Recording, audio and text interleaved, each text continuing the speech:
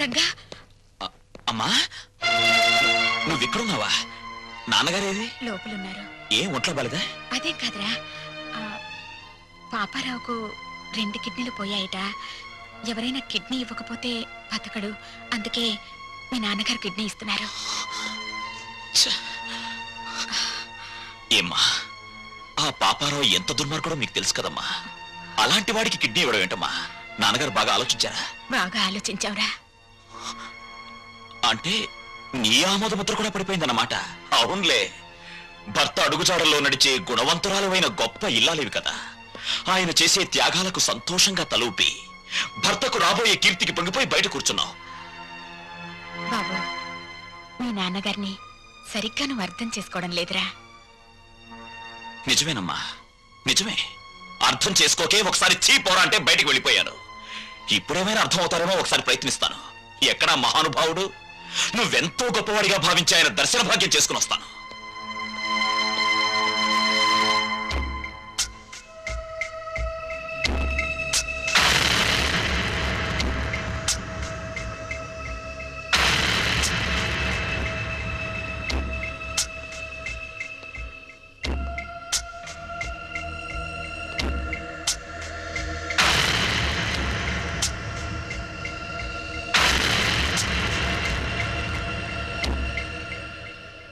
మీ నిర్ణయాల వల్ల భార్యతో సహా లోకమందరి మెప్పు పొందగలిగిన త్యాగమూర్తి శ్రీ శ్రీ శ్రీ రఘురామయ్య గారు నమస్కారం. శత్రువుకి తన కవచకుండలాల్ని దానం చేసి తన ప్రాణాన్నే పణంగా పెట్టిన కర్ణుడు మీకు బంధువా? పక్షి ప్రాణం కోసం తన రక్తమాంసాల్ని కోసిచ్చిన శిబి చక్రవర్తి మీకు ఆదర్శప్రాయుడా? ఎంత మంచిని ప్రోత్సహిస్తున్నారు సార్. కానీ వాళ్ళంతా లోక కళ్యాణం కోసం త్యాగాలు చేశారు. మీరు లోకానికి చెడు మాత్రం చేసే ఈ పాపారావుని రక్షించి ప్రజల్ని భక్షించమని ప్రపంచం మీదకు వదలబోతున్నారు. ఇదే మీకు తెలిసిన నీతి, న్యాయం, ధర్మం. రేరంగా, నీ ఆవేశం నీదేనా? నేను చెప్పేది కాస్త వింటావా? చెప్పండి చెప్పండి. లోకంలో ప్రతి వ్యక్తి తను చేసిందే సరైందనుకుంటాడు. అది మానవ నైజం. అక్కడ అమ్మ సమర్థించడాన్ని విని సంతోషంతో గుండె వేగం పెరిగింది. ఇప్పుడు తమరి వాదన విన్న తర్వాత ఆనందంతో హృదయమే పగిలిపోతుందేమో. చెప్పండి, త్వరగా చెప్పండి.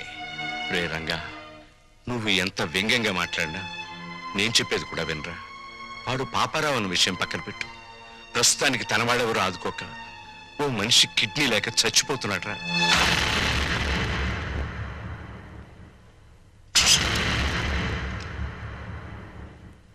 వీడు చాలా దుర్మార్గుడైన మనిషి నాన్న. నిన్ను కష్టాలు పాలు చేయడమే వీడి జీవిత ధ్యేయం. రంగా, ఏం చేయబోతున్నావురా?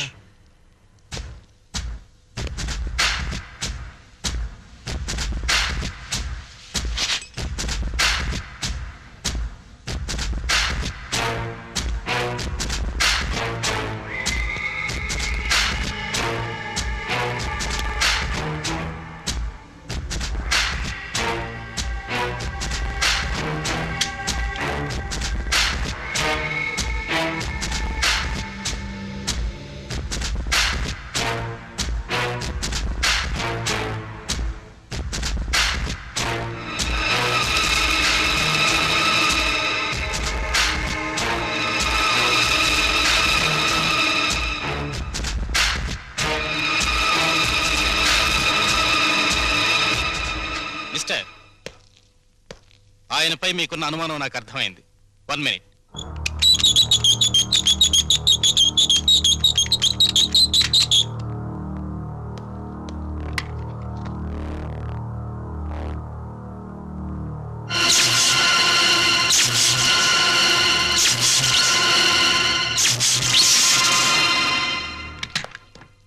ఆయన్ని షాక్ నుంచి కోలుకునేందుకు చేయాల్సిన ప్రయత్నాలన్నీ చేశాను. ఎనీహౌ, ఆయనకున్న కిడ్నీ ట్రబుల్ ముందు ఇదేమంతా. విషయం అర్థం చేసుకున్నాను.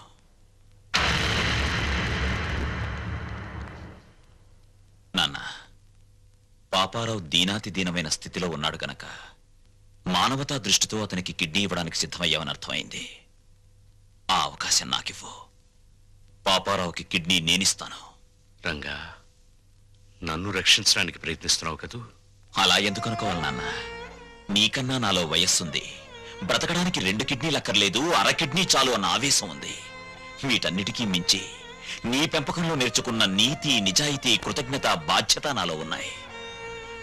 ముఖ్యంగా నన్ను వంచిన వాడితో డీల్ చేసే అవకాశం వస్తుంది. అయితే పగ తీర్చుకునే ఆలోచనతో ఈ దానానికి సిద్ధపడుతున్నావు అన్నమాట. చచ, కౌరవులు పాండవులు అన్నదమ్ములు, వాళ్ల మధ్య యుద్ధం వచ్చేసరికి న్యాయ మార్గాన ఉన్న పాండవులు సైతం తమ తాత భీష్ముణ్ణి ఎలా చంపాలో, తమ గురువు ద్రోణుణ్ణి ఎలా జయించాలని ఆలోచించారు. నిజానికి ఇప్పుడు నా పరిస్థితి అంతే.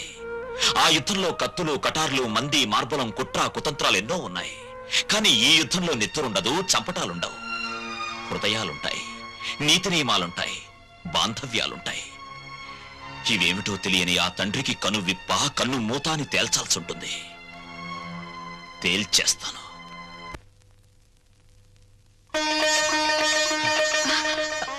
Excuse me. ఏమండి?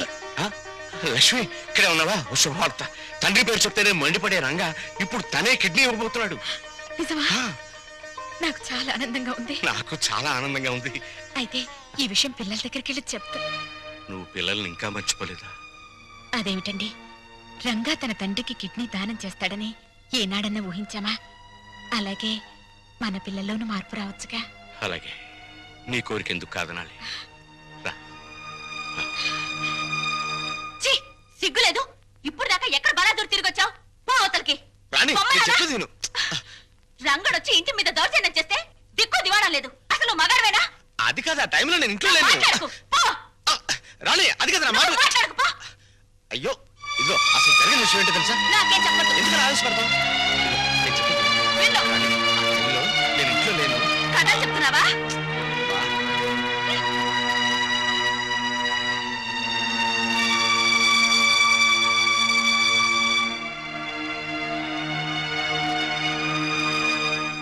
వచ్చేసారు అత్తయ్య. బాగున్నారా మావయ్య? నువ్వు బాగున్నావమ్మా?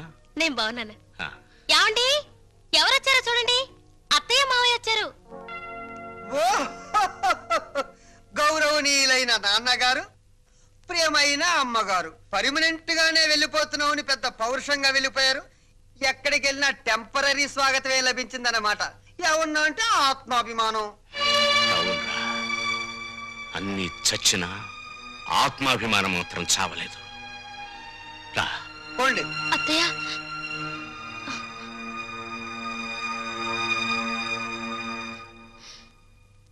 నీలాంటి కొడుకుని పురిట్లోనే వడ్లగిన చేసి చంపాలరా నీచుడా. ఓం స్వామియే శరణం శరణమయ్యప్ప. ఓం స్వామియే శరణం శరణమయ్యప్ప. ఓం స్వామియే శరణం శరణమయ్యప్ప. ఓం స్వామియే శరణం శరణమయ్యప్ప. ఓం స్వామియే శరణం శరణమయ్యప్ప. ఓం స్వామియే శరణం శరణమయ్యప్ప. నమస్కారం, నమస్కారం. తమను చూస్తే ఏదో ఉన్నత కుటుంబం నుంచి వచ్చినట్టున్నారు. ఏమైనా కష్టాలా? మరి ఇంకే రండి, పంచుకుందాం.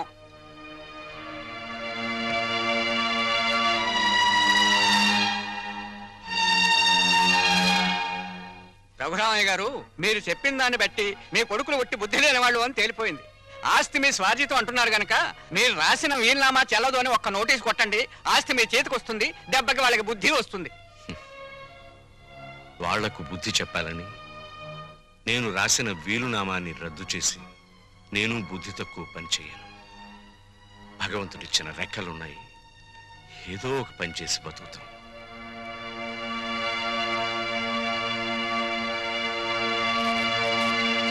కొడుకులకు ఆస్తి పంచాల్సి వస్తే ఏ తండ్రైనా తన వాటా ఏమిటో ఖచ్చితంగా తెలుసుకోవాలమ్మా. అప్పట్లో ఏముండి పిల్లల్ని పెంచి పెద్ద చేశాం, ఇప్పుడు ఆ మాత్రం మాకు మేము సంపాదించుకుని బతకలేమా అన్న ధీమా శుద్ధ తప్పు. ఒక వయసు వచ్చాక మనసులో ఆవేశం ఉంటుంది తప్ప పూర్వంలా కష్టపడే సత్తా ఒంట్లో ఉండదమ్మా.